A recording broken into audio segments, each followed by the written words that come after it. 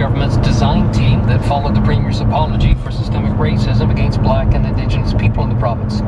The African Nova Scotian Decade for People of African Descent Coalition says the team lacks independence from the government and is flawed because it does not include any members of the coalition. The group says in a letter to McNeil, this approach reinforces the racism and discrimination of the past several centuries. A long-running salary battle between the Nova Scotia government and provincial... So, all you hear, like...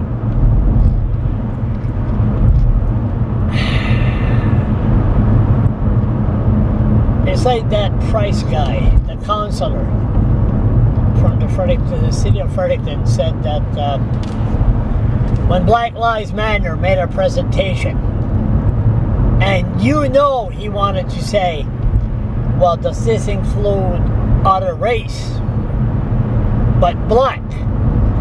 But no, the idiot said, does that include red skin? People with red skin? People with brown skin? Idiot. But he meant well, because I'm asking the same question. Everybody is talking, the natives are saying, well, there's racism against the natives, the justice system. We demand an apology. When they use the word demand, especially with Blaine Higgs there, you could forget your recommendation. It's going to go out the door. You'll learn. You don't demand nothing from Higgs. And the blacks, okay, the blacks in Fredericton, they've been discriminated against for years. Okay, the blacks in Fredericton. I know a few black people that's born and brought up in Fredericton, but this is not the case here.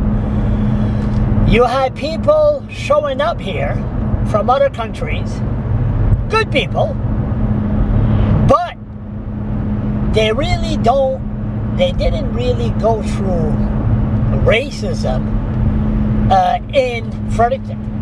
I mean, if you're talking to people that were brought up in Fredericton, like Brian McCarty, nice guy, Mike Hoyt went public. He told me to go public of his story of being stopped at 11 o'clock by the Fredericton police because he was driving a bicycle with no helmet.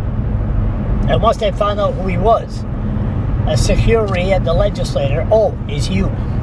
And then half an hour later, they stop his cousin and give him a ticket. So, stories like that are right. And the white man. What about the white man? What about people on welfare and people with mental illness? That's been discriminated against for years. Charged by the police, laugh at, don't have the right to a lawyer. I had the discussion the other night, summary charge. He said, I don't think so, Charles. No, summary, you don't have no preliminary hearing. He agreed. And I said, you don't have the right to a lawyer. He disagreed. I said, no, Legal Aid New Brunswick will not give you a lawyer. So, natives, blacks, racism, but really, what about the people that's been in jail? Of course, I'm going to come out with a series there, about 14-part series about the Fredericton police and me, because if it happened to me, what other person this has happened to that we never heard of? So, yeah. So racism, and it's a mess. They gotta start looking at the whole picture. Every human beings that were